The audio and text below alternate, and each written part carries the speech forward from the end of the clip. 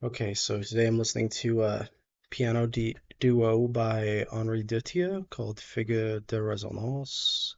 Pretty sure.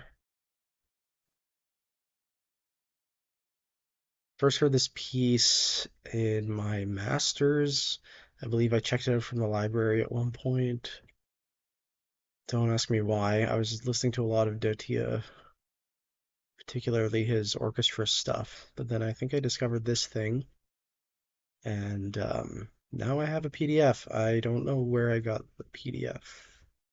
It's dedicated to Genevieve Joy, a Jacqueline Robin, and it has a lot of, as you can imagine, silently depressed keys, which are then resonating, but in the context of two pianos, which I think is really cool.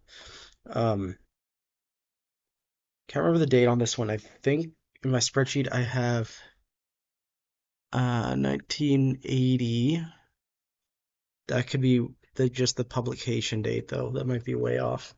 No, 76 looks like the date. I trust George N. Giannopoulos with this one.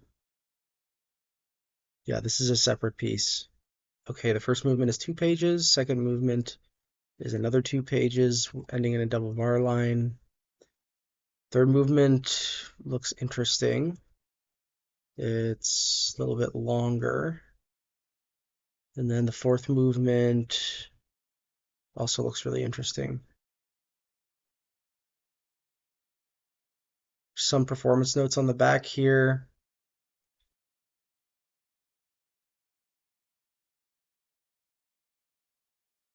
This is the program note, it looks like, saying it's a sort of catalog of resonances. So the, it's a bunch of miniatures, basically.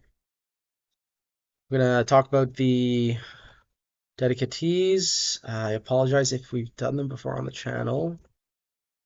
I don't think we talked about Genevieve Joy yet. Modern pianist who died in 2009 but lived a very long life. She had this piano duo with Jacqueline Robin, the other dedicatee, who died in 2007, born 1917. So both of them lived to be exactly the same age, but Jacqueline was born 2 years earlier than Genevieve. And they were in that piano duo for 45 years, a really long time. Uh, Genevieve married Dutilleux. I think that's where we encountered her before, so that makes sense. Yeah, there's not much more info on Jacqueline. She was married to the composer Paul Bonneau. Seems to be less famous than Dutilleux, but older. Yeah, when was Dutilleux born? Okay, wow, yeah. So they're all kind of. He just lived to be really, really old, but they're all born in the 1910s. Okay, the more you know. So, link to a recording of this is in the video description. I look forward to meeting back with y'all and talking about this one. I remember it being really interesting the first time I listened to it, but that was almost 10 years ago now, so I don't remember a thing. Wow, okay. Yeah, these were really cool and they flew by. Wow. The ending is phenomenal too. I really like this gesture here, like kind of saves the best effect for last. Yeah, lots of interesting ways of working with two pianos. I think this could be well worth studying if you're trying to write something in that genre, just to like get all these effects. Um, yeah, I guess really just playing with like the attack versus the decay of either piano or in combination. Um, yeah, it's very messianic. Reminded me of Messiaen. Really reminded me of Metabile, that famous orchestra piece by Dutilleux. So yeah, I think this is a really, really good one in the scope of his work. I was also really surprised how much resonance you could get from a different piano when playing on one nearby.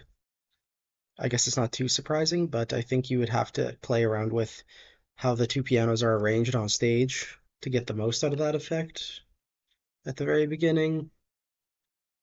I'm assuming like one of the pianos has the lid removed just so that you can, yeah, I don't know, like project it all towards the audience. Or maybe you would want both lids on and they're like facing each other and you're getting all of that reflection like concentrated onto the pianos. I don't know. Um, yeah, so that was Figure de Resonance. I think the other piece I saw when I was looking this up was a solo piano piece called Resonance or something that Dutilleux wrote for piano. So maybe that's a sequel. Anyways, I don't think it's worth looking up. I forget what the next piece is. It's okay, George Crumb Macrocosmos 4.